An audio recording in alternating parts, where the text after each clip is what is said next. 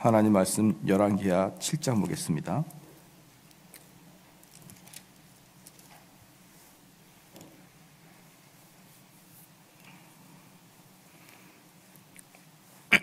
열왕기하 7장 3절부터 8절 말씀까지입니다. 열왕기하 7장 3절로 8절 말씀까지입니다. 한 절씩 교독하시면서 읽겠습니다. 성문 어귀에 문둥이 4사람이 있더니 서로 말하되 우리가 어찌하여 여기 앉아서 죽기를 기다리랴.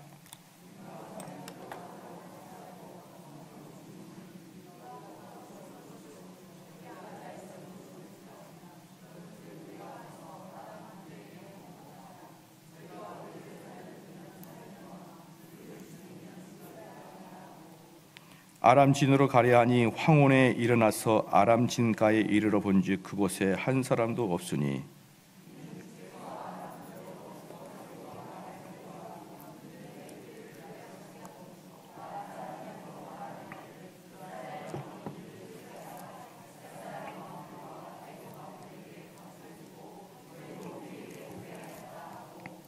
황혼에 일어나서 도망하되 그 장막과 말과 나귀를 버리고 진을 그대로 두고 목숨을 위하여 도망하였습니다. 그 문둥들이 진가에 이르자 한 장막에 들어가서 먹고 마시고 거기서 은과 금과 의복을 가지고 가서 감추고 다시 와서 다른 장막에 들어가서 거기서도 가지고 가서 감추니라.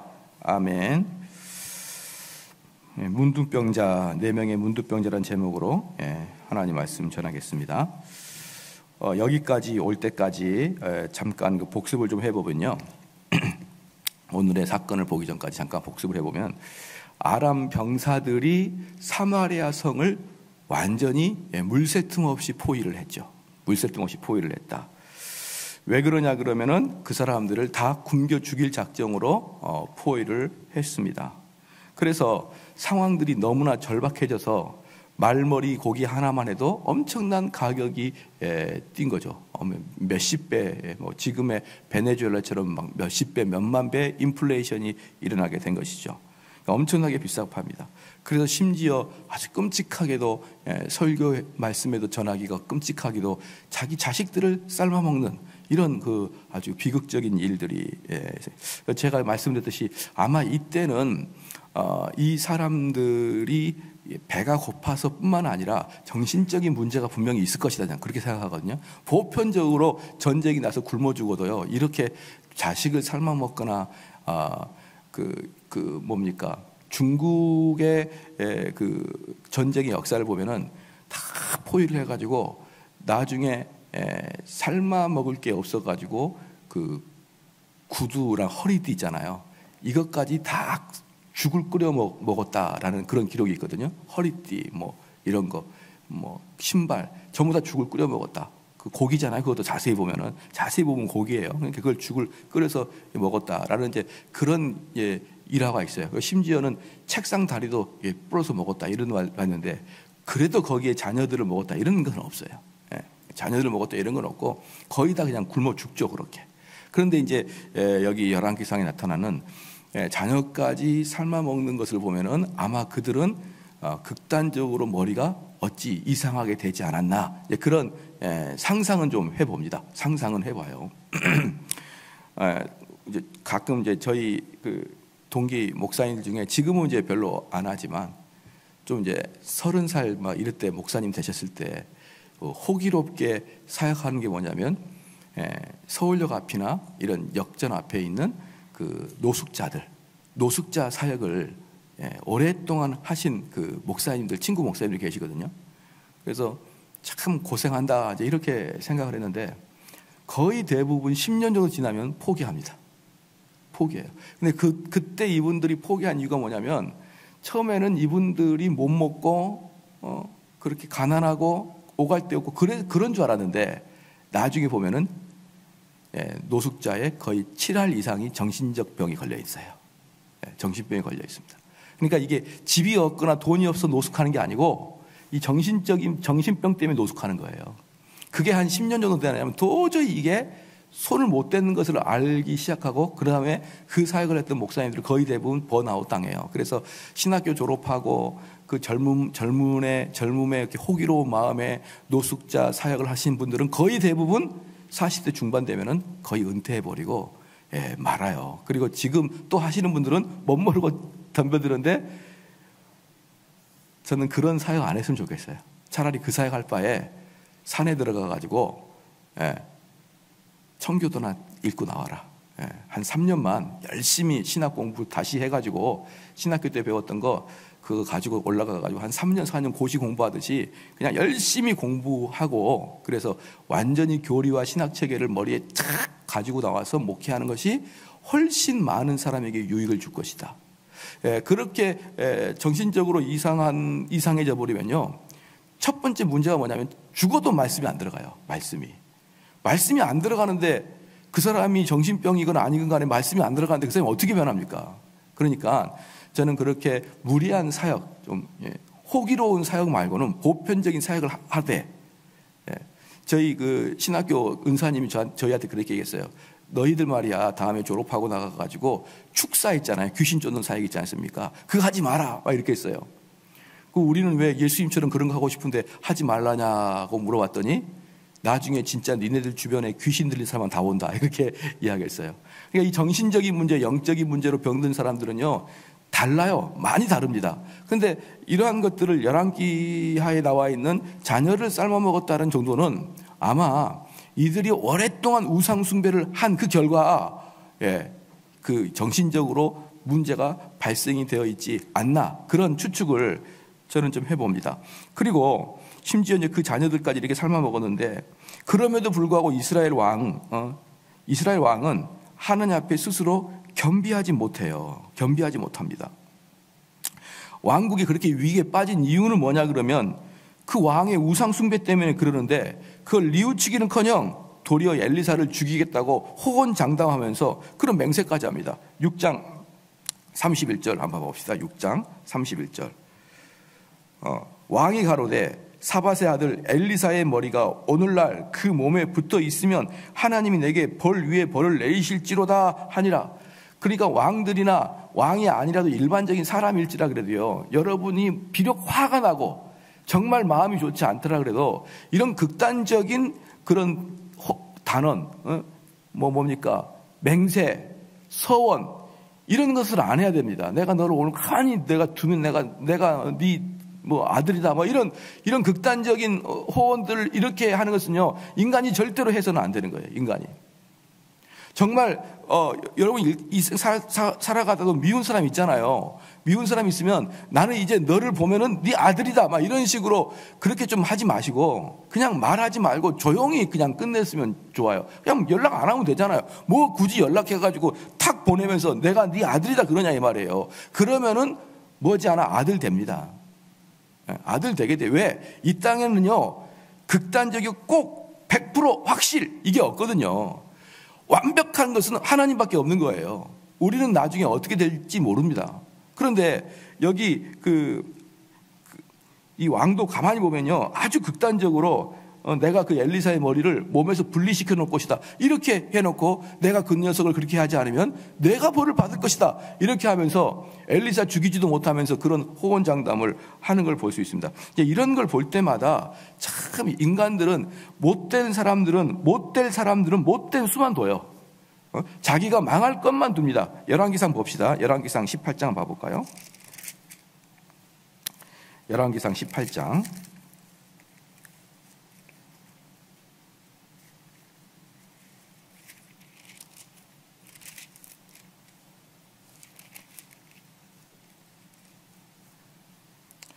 열왕기상 18장 보면요 열왕기상 18장 4절 봅시다. 4절 이세벨이 여호와의 선지자들을 멸할 때에 오바다가 선지자 100인을 가져 50인씩 굴에 숨기고 떡과 물을 먹였었더라. 아합이 오바다에게 이르되 이 땅의 모든 물 근원과 모든 내로 가자. 혹시 꼴을 얻으리라. 그러면 말과 노새를 살리리니 짐승을 다 잃지 않게 되리라 하고 지금 이게 뭐냐 그러면요 이 이세벨이란 이세벨 여인이 사실 지금 우리가 열왕기하의 왕인 여호람의 어머니예요. 어머니. 여호람의 아버지가 아합이고 그 아내가 이세벨이란 말이에요. 그리고 그 아들이 여호람인데 똑지 엄마가 하듯이 자기 엄마가 뭐 있습니까? 그 지역의 선지자들을 다 죽였어요. 그러니까 이 4절 말씀에 이세벨이 여호와의 선지자들을 멸할 때 오바다라는 사람이 선지자 100인을 50인씩 굴에다가 숨기고 살려줬던 것을 보여주고 있는 거거든요. 그러니까 이걸 보면은 부전자전 또는 모전자전이에요. 그 엄마가 하던 대로 그 아들이 그 선지자들을 죽이려고 하는 그 마음이 있는 것입니다. 여러분, 저희들이 정말 재밌는 게 뭐냐면 하나님께서는 우리에게 벌을 주실 때 가장 치명타를 가하는 게 뭐냐면 자식을 통한 벌이에요. 자식을 통한 벌. 그러니까 우리는 이 땅에 살아갈 때 젊었을 때 몸으로 죄를 짓고 살아가고 남 아프게 하고 남 배신하고 남 뒤통수 때렸고 이런 것들을 아무도 모르고 그냥 지나가는 것 같잖아요. 아무것도 없이 지나가는 것 같아요. 근데 나중에 내 몸을 치거나 나중에 내 자녀를 통해서 나를 공격할 때는요, 이건 빼도 박도 못하고 고통만 당하는 것입니다. 여기 보면은 아합과 이세벨이 했던 것들을 그대로 그 아들 여호람이 그대로 가지고 있는 거예요. 그래서 우리는 더욱이 하나님의 살아계심을 여러분이 깨닫는 자들은 이 땅에서 가급적이면 죄를 짓지 아니하도록 여러분 살아가야 됩니다. 우리가 어떻게 100% 죄를 짓지 않고 살아갈 수가 있겠습니까마는 가급적이면 내 몸에서 죄를 짓지 아니하도록 살아갈 수 여러분 있어야 되는 거예요. 근데 더 재밌는 게 뭐냐면 여러분 마음속에 떠오르는 그런 죄성에 대해서는 억제가 안 될 수 있어요. 그런데 가만히 보면은요, 우리가 이 땅에 살아갈 때 몸과 행동으로 짓지 않을 수 있는 죄는 많습니다. 아니요, 전혀 행동으로 죄를 짓지 않고도 여러분 살아갈 수 있어요. 가만히 생각해 보십시오. 그것을 여러분이 목표로 삼아야 되는 거예요. 우리가 뭐 가다가 빵 훔쳐 먹을 일 없고 뭐 다른 사기칠 일 없잖아요. 가만히 보면은 우리가 마음으로 짓는 죄는 있을지라도 육체로 죄를 짓지 않을 수는 얼마든지 있다. 그러니까 여러분들은 어떤 목표를 잡아야 되냐면 나는 최소한 뭐 하지 않겠다? 육체적 죄는 지지 않겠다. 내가 행위적인 죄는 지지 않겠다. 지지 않을 수 있다. 라는 여러분 확신을 가지고 살아야 됩니다. 그래요. 제가 왜 이 말씀을 드리냐 그러면 목사님 말씀 들어보니까 성도들도 죄를 질 수밖에 없겠다더라. 그 마음이 너무 나를 따뜻하게 해요. 뭐 죄 짓는 것인데 뭐 목사님도 죄 지라고 할 수 있다고 했잖아. 이런 죄를 짓는 거예요. 근데 실질적으로 청교도들을 가만히 보면은 행위적인 죄는 100% 짓지 않도록 노력합니다. 내가 마음속에 떠오르는 탐심이나 탐욕은 어찌할 수가 없지만 내가 내 육체로 짓는 죄를 짓지 않기를 여러분 주의 이름으로 축원합니다. 딱 근절시켜야 되는 거예요. 왜요? 내 자손은 더 큰 죄를 지니까. 내가 행한 죄보다 더 큰 죄를 자손이 지니까 여러분들 그 죄는 필히 짓지 말아야 됩니다. 그래서 이 이세벨의 여자와 이세벨이란 이 여인처럼 그 아들 여호람은 똑같이 엘리사를 죽이겠다. 또 누가 그랬습니까? 아합도 엘리야를 죽이겠다고 막 그 야단을 쳤었어요. 자기 아버지 엄마가 동일하게 그럽니다. 다시 열왕기하를 보겠습니다. 열왕기하 이제 6장을 한번 봐볼까요?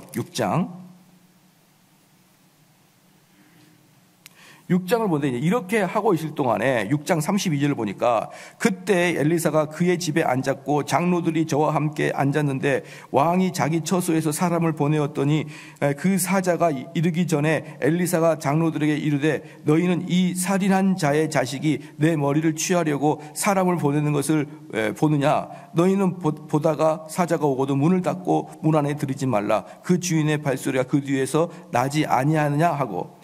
그러니까 이제 엘리사는 조용히 이 왕과 그 신하들, 장관들을 기다리고 이제 앉아 있는 것입니다. 그리고 이 선지자 엘리사와 왕은 대면하고 선지자는 왕에게 예언을 하기 시작합니다. 그래서 그 33절 말씀에 무리와 말씀할 때 그 사자가 이르니라. 왕이 가로되 이 재앙이 여호와께로부터 나왔으니 어찌 더 여호와를 기다리리요. 그러니까 지난주에 말씀했지만 왕이 지금 뭐라고 하냐면 야 이 재앙이 여호와로부터 나온 거 알지? 그런데 내가 너를 뭘 살려주겠느냐? 내가 너를 목숨을 끊어버리는데 내가 지체할 이유가 뭐가 있냐? 지금 이 말이 33절 말씀이에요. 이 죄가 지금 여호와가 준 거 맞지? 그러면 보편적으로 뭡니까?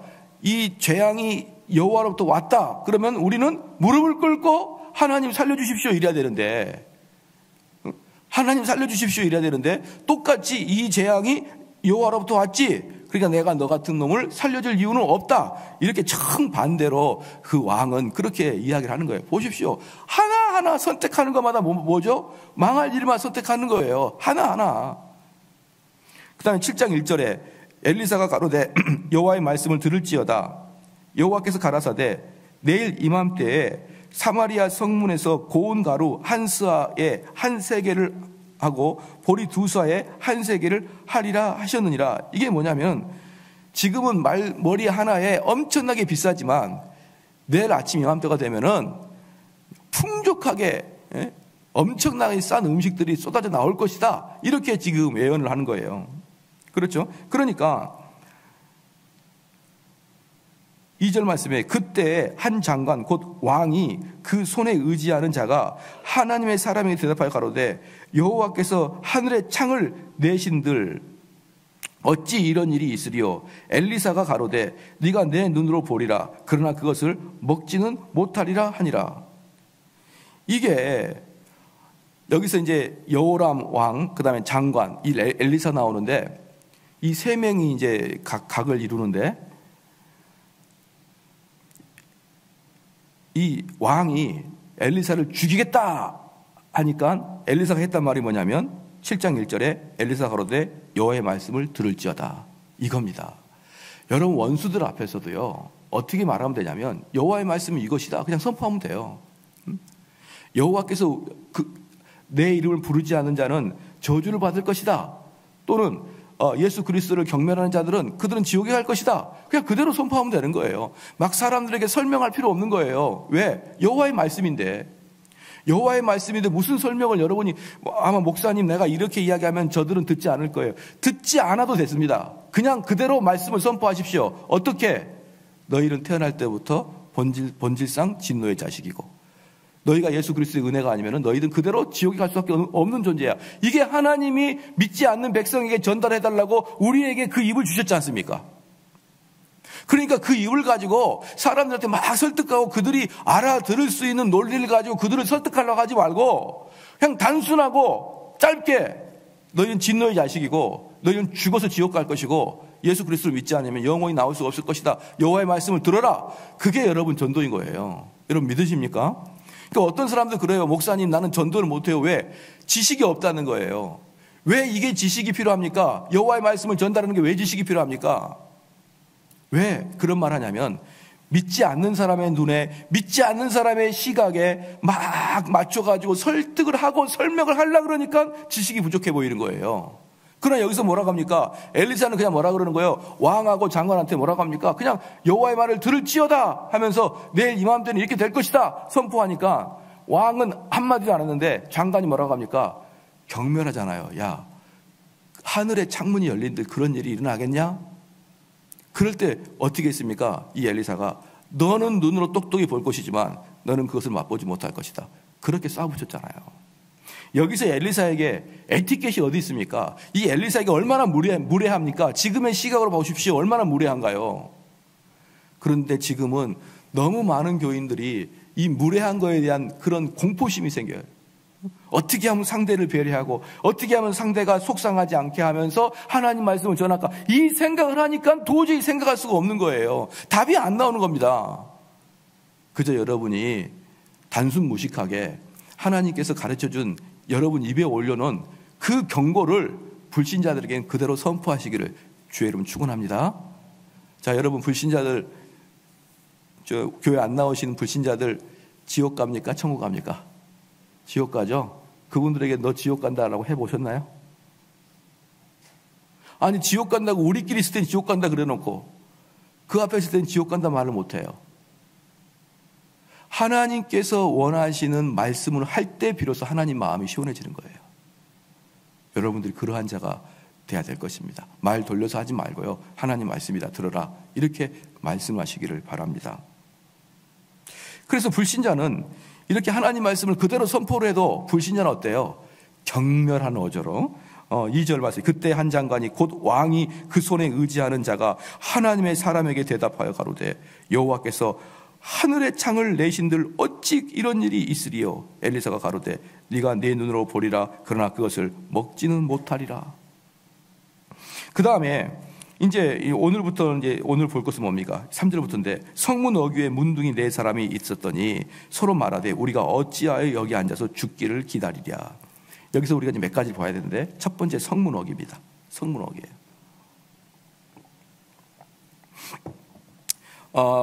지금 여기서 왕 여호람하고 그 다음에 이 장관들은 여호와 하나님을 섬기지 아니하고 우상을 숭배하는 자들이에요.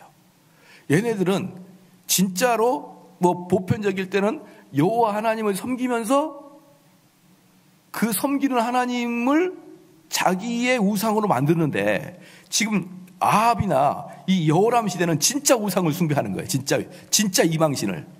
여호와 하나님을 버려버리고 진짜 이방신을 숭배하는 그런 시대 사람입니다. 이스라엘도 그런 놈들이 있었어요. 아합 때도 그랬고. 왜? 이세벨이라는 여자가 이방인 여자였고 직접 우상을 갖고 들어왔고 그 우상이 이제 실질적으로 이방 종교가 퍼졌고 이 아들 여호람도 그 우상 숭배를 하고 있었습니다. 그렇기 때문에 그 왕실은 지금 여호와 하나님을 섬기지 아니하고 이방신을 섬기고 있는데 재밌는 게 뭐냐 그러면 문둥병자가 어디에 있습니까? 성문 밖에 있죠. 그렇죠. 문둥병자가 성문 밖에 있는 것은 어떤 법칙이냐 그러면 하나님이 모세에게 줬던 정결의식, 즉 율법입니다. 여호와 하나님이 주신 율법을 여호람과 그 장관들은 철저히 지키고 있었어요. 재밌죠? 아니 이 사람들은 여호와 하나님을 섬기지 아니한 자들입니다. 여호와 하나님을 섬기지 아니한 자들인데 정결법, 정결의식에 있어서는 여호와의 율법을 철저히 지키고 있었습니다. 여러분 이런 경우가 얼마나 많은지 몰라요. 좋은 것은 지키고 자기가 못한 건 차내버리는 겁니다. 그래서 만약에 저희 교회에서도 누군가가 말씀에 대해서는 철저히 지키고 있는데 이웃을 사랑하지 않는 사람이나 똑같은 거예요. 똑같습니다. 이들은 하나님의 말씀에 1.1획도 살펴보면서 그 율법을 잘 연구를 하는데도 불구하고 다른 사람을 쉽게 정죄하고 쉽게 불화가 되고 쉽게 화를 내버리는 그러한 경우가 얼마나 많냐 이 말이에요. 지금 여기서 이 왕이 딱 그렇습니다. 성문 어귀에 문둥병을 갖다 놓은 것은 성문으로 들어오지 못하고 성문 어귀에 문둥병을 갖다 놓은 것은 여호와 하나님께서 모세에게 주신 율법인데 그 형식적인 율법 그리고 자기들에게 유리한 율법은 철저히 지키고 있으면서도 정말 하나님이 요구하시는 사랑의 율법은 지키고 있지 않더라는 것입니다. 그렇죠? 그 다음에 성문 어귀에 문둥이 4사람이 있더니 서로 말하되 어찌하여 여기서 앉아서 죽기를 기다리느냐.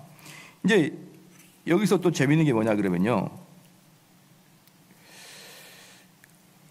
이 일의 주인공은 엘리사도 아니고 엘리사와 함께 있던 장로들도 아니고 선지생도도 아닙니다. 누구냐? 문둥병자예요. 문둥병자. 그 공동체에 끼지도 못하는 문둥병자. 자, 여기서 우리가 무엇을 알 수 있냐 그러면 하나님은 때때로 전혀 인간적인 방식으로는 이해할 수 없는 방식으로 하나님의 역사가 이루어지는 거예요. 이건 성경에 무지무지 많이 나타납니다. 무지무지 많이 나타나요. 예컨대 엘리야에게 그 아람 군대 장관이 왔을 때도 그 아람 군대장 나아만의 집에 있는 그 계집 아이 하나 때문에 그 모든 역사가 일어나는 거예요. 그러니까 그 계집 아이가 한번 잘 생각해보면 그 계집 아이가 사마리아 성에 있던 한 가정에 있던 아이인데 그 아이가 포로로 끌려가가지고 지금 아람까지 가 있거든요. 그런 아주 불행한 일, 사소한 일 사이에서 하나님의 역사가 숨어 있었습니다. 그러니까 하나님의 역사는 이런 멋진 일을 통해서 하나님의 역사가 일어날 것이다. 이게 아니에요. 하나님의 역사는요. 정말 우리가 상상도 못한 예상하지도 못한 사람, 예상하지도 못한 그 사건, 그 말, 그걸 가지고 하나님이 뒤집어버리는 수가 얼마든지 있습니다. 여러분 동의하시죠? 성경에는 자주 그런 일들이 등장을 해요. 그래서 저는 그걸 뭐에 대해서 저는 조금 동의를 잘 안 하냐 그러면, 우리 기독교인들이 예전에 우리 기독교 100주년 기념식 때 아마 상암운동장에서 우리가 다 이렇게 모였을 거예요. 상암운동장에 모여가지고 우리가 이제 막 유명하신 목사님들이 설교도 하고 이제 그러면서 우렁차게 외쳤던 게 뭐냐면, 한국 교회가 회개를 해야 된다는 것을 그때부터 했었어요. 그때부터 그 전부터도 이미 외쳤는데, 한국 교회가 회개한다는 소리만 지금 수십 년째 외치고 있네요. 근데 저는 바로 그렇게 사람들이 많이 모이고, 정말 사람들이, 한국 교회에 있는 많은 교인들이 거기 상암운동에 꽉 차가지고 정말 위대하신 목사님들이 설교할 때 꼭 그때 역사가 이루어지지 않는 것을 저는 알고 있어요. 왜? 성경에는 그렇게 역사가 이루어진 게 거의 없거든요. 언뜻 보면은 여기는 정말 성령의 역사가 일어나도 아무런 이상하지 않을 정도로 어마어마하게 많은 사람과 어마어마하게 많은 기도와 어마어마하게 많은 훌륭한 목사님들이 연속적으로 설교하는데, 그런 데에서 하나님의 역사가 일어나는 경우는 거의 없어요. 어떻게 했느냐? 이렇게 문둥병 4명, 문둥병자 4명, 또 사마리아에서 끌려간 계집아이 1명, 이런 사람들 통해서 주의 역사가 일어나기 때문에, 이렇게 주의 역사가 일어나는 이유는 뭐냐 그러면, 하나님은 철저히 인간을 아시기 때문에 그렇습니다. 왜? 인간은 금방 교만해져요.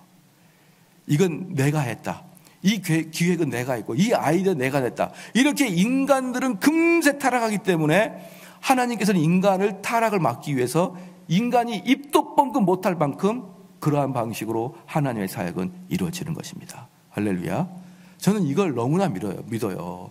그래서 저는 죄송한 말입니다만은 그렇게 교회 연합 행사 같은 걸 저는 잘 참석하지를 않아요. 왜? 그러한 경우를 통해서 교회 역사에서, 교회 역사도 마찬가지고 성경도 마찬가지고 그렇게 해서 부흥되는 경우는 저는 못 봤거든요. 정말 부흥은 언제부터 시작하느냐? 여기에 앉아있는 어떤 조그만 여학생의 기도부터, 삼성제일교회라는 구석에 있는 교회에서 어떤 백수와 같은 남자가 할 일이 없으니까 그냥 기도하면서부터 이렇게 뒤집어지는 거예요. 여러분, 그러한 역사가 하나님의 역사고요. 그런 데서부터 역사가 시작된다 그러면 인간이 자랑할 게 아무것도 없어지는 것입니다. 그래서 우리가 여기서 두 번째로 알아야 할 건 뭐냐면, 첫 번째 성문오기, 여기를 통해서 그 당시의 사람들의 이율배반적인 자신들의 유익만을 취하는 모습들을 봤고요.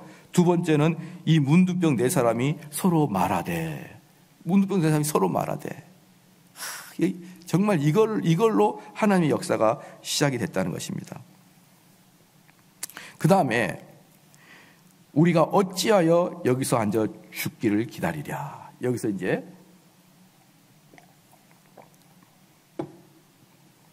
3절 말씀의 세 번째의 내용이 뭐냐면, 이 사람들, 이 문둥병 환자는 완벽하게 구원의 도를 보여주고 있습니다. 완벽하게. 어떠느냐? 이 문둥병 환자는 성문 앞에 앉아 있으면, 왜 성문 앞에 이들이 앉아 있냐 그러면, 그래도 유대인들이 이스라엘 사람들이 그래도 여호와 하나님을 섬기는 사람이기 때문에 불쌍한 자들에게 떡이라도 하나씩 준단 말이에요. 왔다 갔다 하다가. 그런데 아니 이제 사마리아 성 자체가 굶게 생겼는데 무슨 떡조가 나오겠습니까? 아무것도 안 나오는 거예요. 그러니까 여기 앉아있는 애들이 자기들끼리 이야기합니다. 문둥병 환자들이, 야, 우리가 여기 있어봐야 죽게 됐는데, 예? 성문 어귀에 문둥이 4사람이 있더니 서로 말하되, 우리가 어찌하여 여기 앉아서 죽기를 기다리랴. 우리가 어찌하리이까? 어디서 많이 들어보지 않았나요? 시작. 베드로에게 그 백성들이 설교를 듣고, 선생이여, 우리가 어찌하여야 구원을 얻나이까? 우리가 어떻게 하여야? 이게 지금 그 가장 절망스러운 상태에 있을 때 그들의 외침입니다. 그러니까 이게 지금 절망스러운 상태에 저희가 더 이상 떨어질 곳이 없다고 생각하는 곳에서, 여러분, 그때 사람들이 구원을, 살 길을 찾아가는 거예요. 살 길이 이만큼만 보이면은 사람은 그 자리를 떠나지 않습니다. 살 길이 조금만 보이면 여러분 그 자리에 딱 굳어 앉아 있는 거예요. 그런데 사람이 이 문둥병자처럼 이제 완벽 강력하게 죽을 수밖에 없는 거예요. 어차피 이 사마리아 성에서 음식 나올 것도 없고 지금 이 문둥병자들 며칠 굶었고 지금 그 다음에 이 아람 군대 가면 칼에 맞아 죽습니다. 왜? 문둥병들이 왔는데 첫 번째 문둥병이 죽이고 두 번째는 문둥병을 가정한 스파인지 모르니까 죽이고 걔네들은 아람 군대 가면 죽게 돼 있는 거예요. 이리 가도 죽고 저리 가도 죽고 사방이 우겨싸임 당해가지고 죽을 수밖에 없을 때야 비로소 이 사람들은 엉덩이를 탈탈 털고 일어나는 겁니다. 여러분, 하나님은 찾을 때 하나님이 그 사람에게 하나님 만나 주시려고 할 때 그냥 만나 주십니까? 절대로 안 일어나는데 엉덩이에 접착제를 붙여가지고 절대로 자기 밑에서 자기가 붙어 앉아있는 곳에서 안 일어나는데 그러니까 하나님께서 그 엉덩이에 접착제를 떼버리는 거예요. 그때 어때요? 엉덩이에 피가 나고 막 살이 찢기도록 떼버리고 걔를 엉덩이를 쳐버려야 그 자리를 일어나는 것입니다.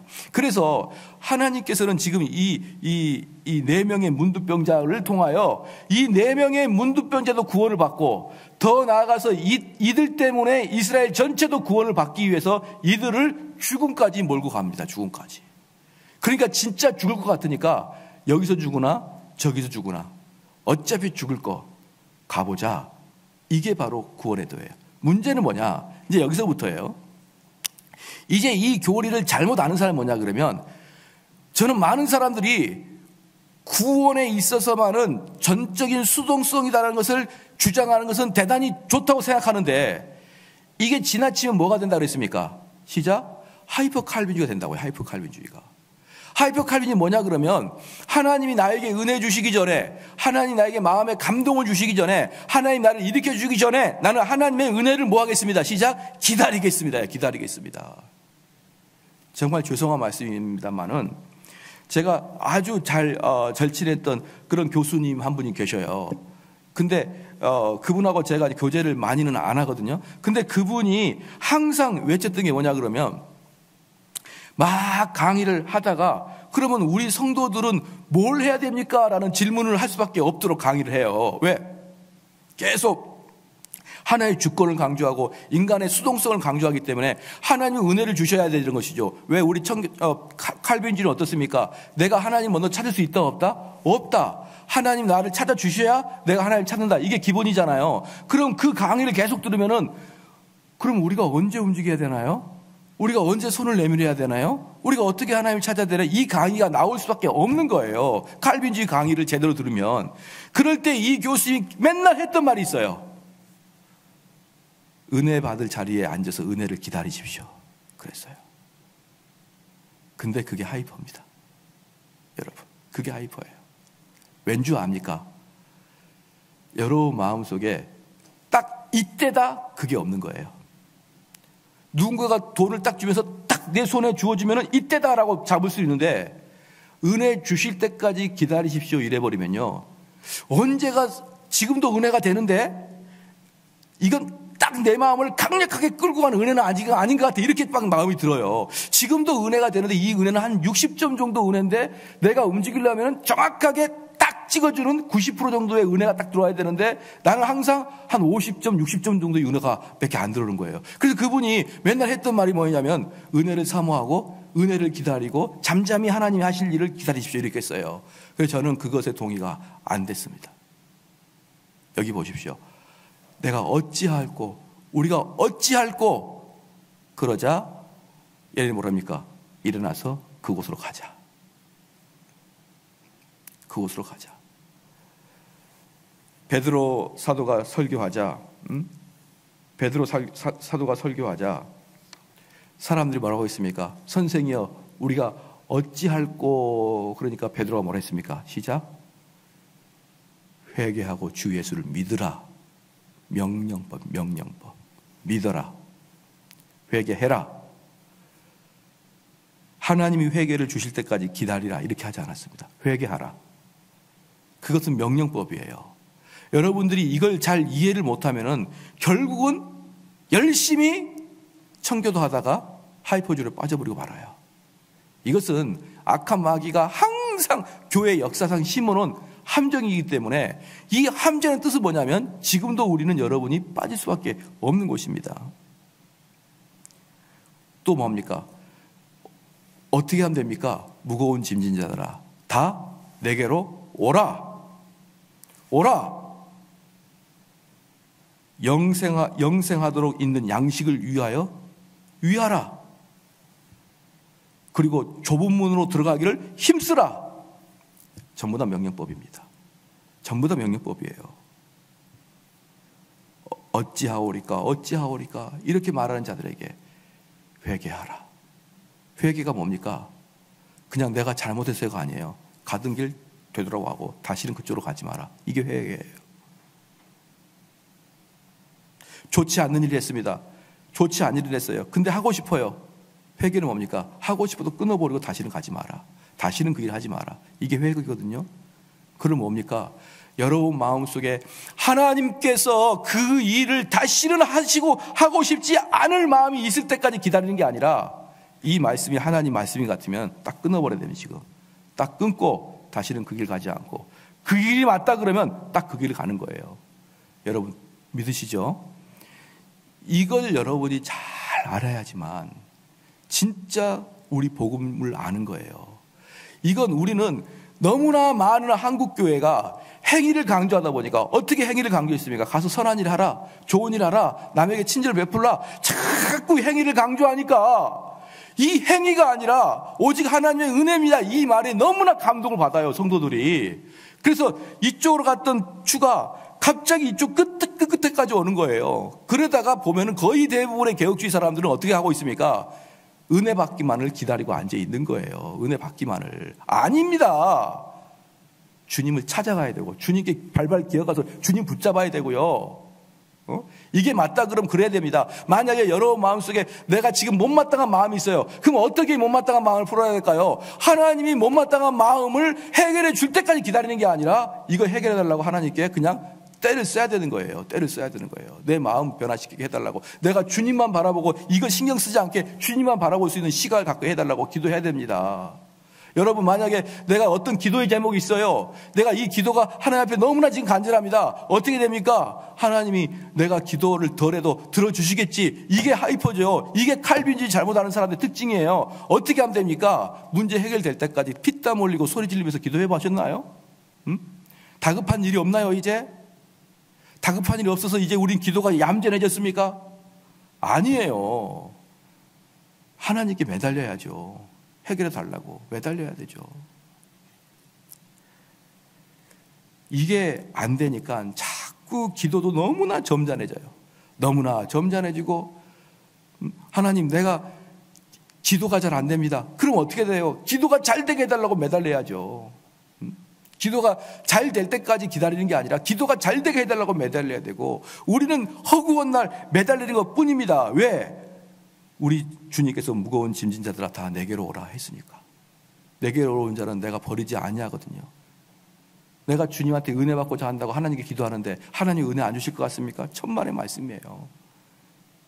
여기가 그래서 3절에 우리가 3절에서는 세 가지나 중요한 요소를 발견할 수 있습니다.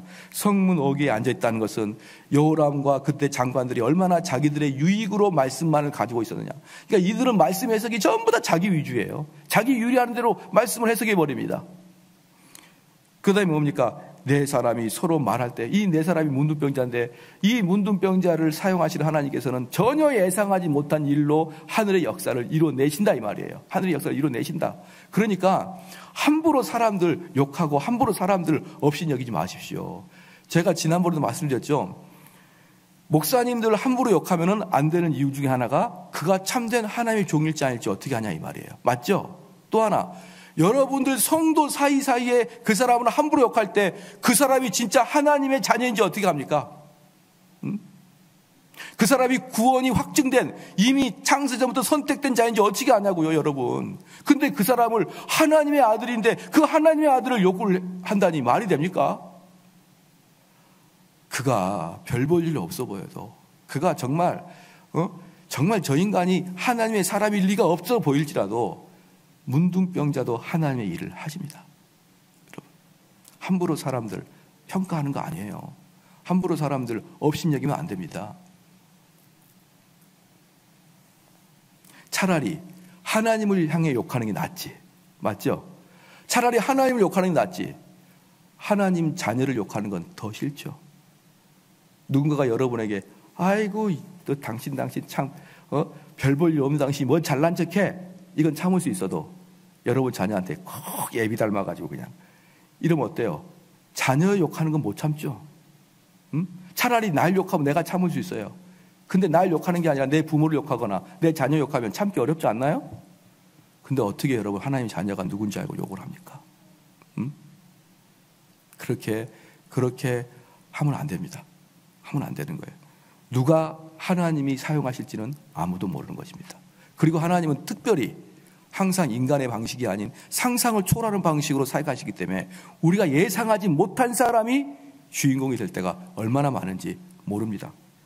자, 그 다음에 그래서 이제 우리가 어찌하여 여기서 앉아 죽기를 기다리랴 하면서 이들은 엉덩이를 떼고 발을 움직이는, 그렇게 할 때 비로소 구원의 시작이 이루어지는 것입니다. 구원의 시작이. 우리가 성의 4절입니다. 우리가 성에 들어가자고 할지라도 성중은 줄이니 우리가 거기서 죽을 것이요 여기 앉아 있어도 죽을 것이라. 그런즉 우리가 가서 아람 군대에게 항복하자. 저희가 우리를 살려두면 살려니와 우리를 죽이면 죽을 따름이니라 하고. 여러분, 여기서 보면은 이들은 문둥병자들은 운명론자와 같이 그냥 앉아있지 않아요. 하나님이 열어주시면 하늘에, 분명히 엘리사 그랬거든요. 하늘의 창을 열어주는 것처럼 이야기를 했어요. 그러니까 군대 장관들이 야, 하나님이 하늘의 창을 연들 그리 되냐? 라고 말하는 것처럼 하나님이 그 다음 날에 말할 수 없는 축복을 허락해 주는데, 그 축복이 뭐냐면 하늘이 열려서 하늘에서 금은보화가 떨어진 게 아니고 만나와 메추리에 떨어진 게 아니라 아주 상식적인 방법으로 너의 성에 몽땅 내게 되는 거예요. 너의 성께. 그런데 이 문둥병자가 죽을 때, 굶어 죽기 전에 이 성을 찾아가는데, 아람 성으로 찾아가는데 거기 가면 죽을 수도 있다는 그런 불안감을 가지고 찾아갑니다. 어차피 죽을 거니까. 사랑하는 성도 여러분, 아람 군대 진영으로 찾아갈 때 문둥병자들은 죽을 걸 각오하고 찾아갔는데, 우리 주님은 내게 오는 자는 결코 내어 쫓지 아니하리라. 우리 주님께서는 내게 오는 자는 결코 줄이지 아니할 것이라 라고 요한복음 말씀하셨어요. 아니, 문둥병자는 저기 가면 죽을 줄도 모르지만 내가 너무나도 배가 고파서 죽을 걸 각오하고라도 찾아갔는데 우리 주님은 다 내게로 오라, 내게로 오는 자는 줄이지 않을 것이다 라고 요한복음 말씀하셨는데 왜 안 가십니까? 예? 문둥병은 죽을지도 몰라도 갔는데. 여러분, 주변에 있는 사람들이 정신 똑바로 차려야 됩니다. 주변에 있는 사람들에게 그들에게 정확하게 전달하십시오. 그리고 너희들이 이 말씀이 믿어지면 무조건 교회 와. 너희들이 정말 죽을 것 같으면 교회 와. 왜?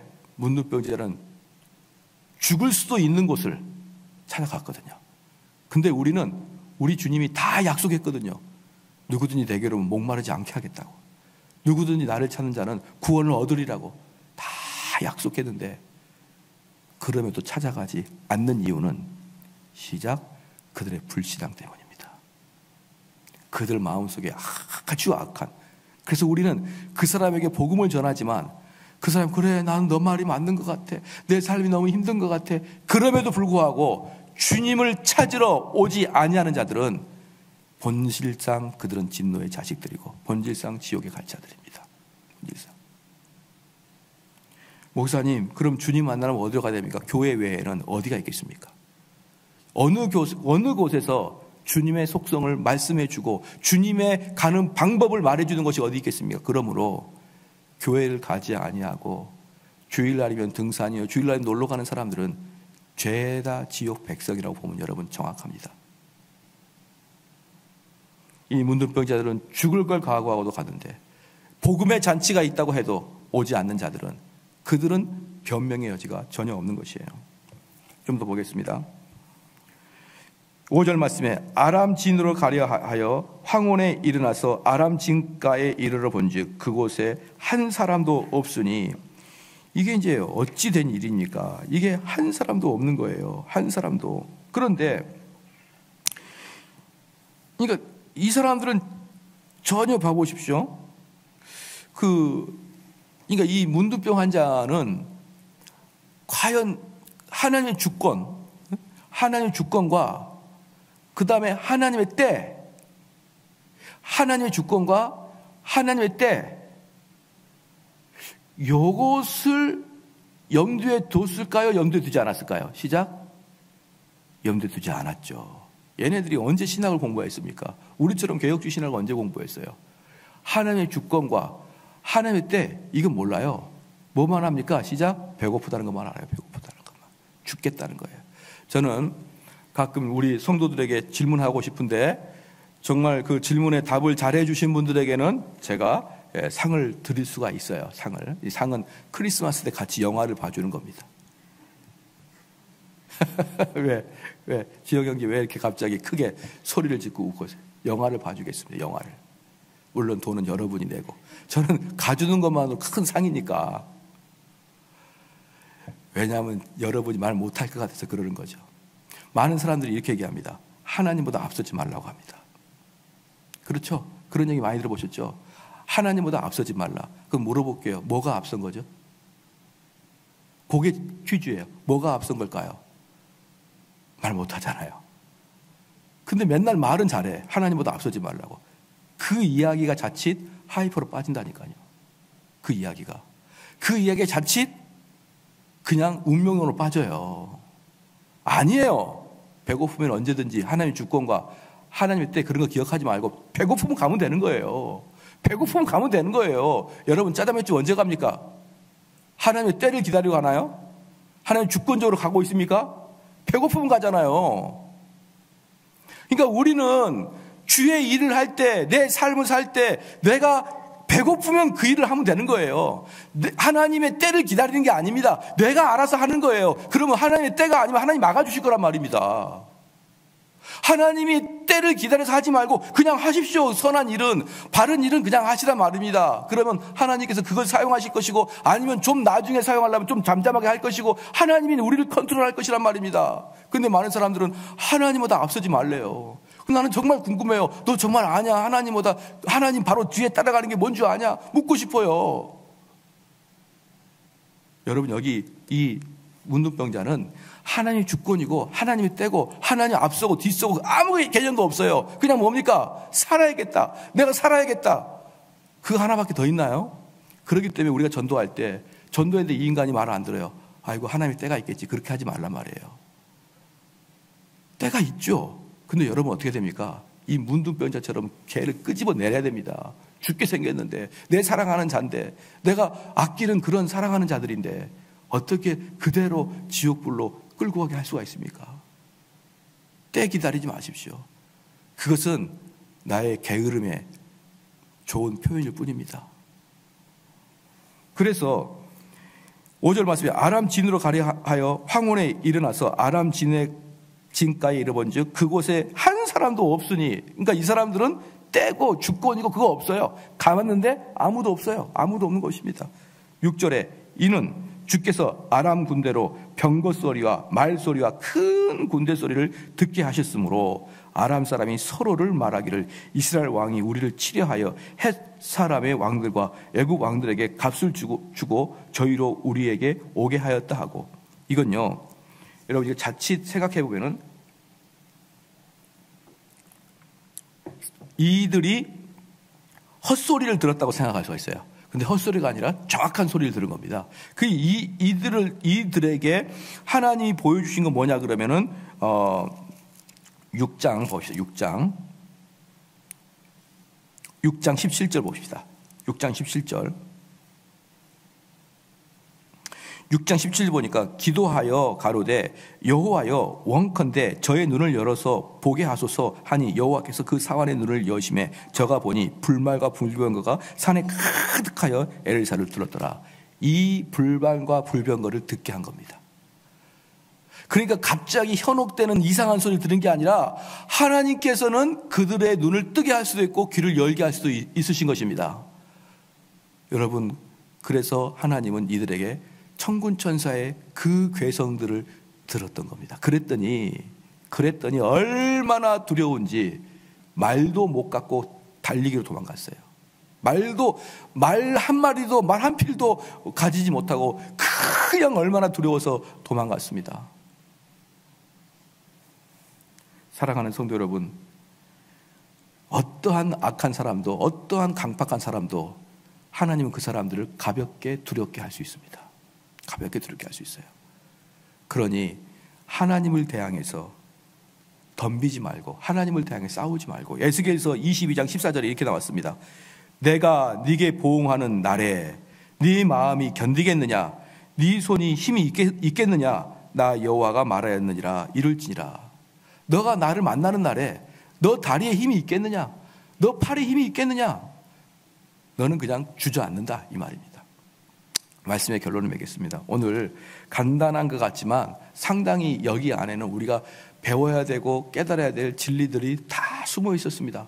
숨어 있었는데 저는 여러분에게 꼭 한 가지 부탁을 드리고 싶은 것은 뭐냐면, 하나님이 은혜 주실 때까지 기다리지 마십시오.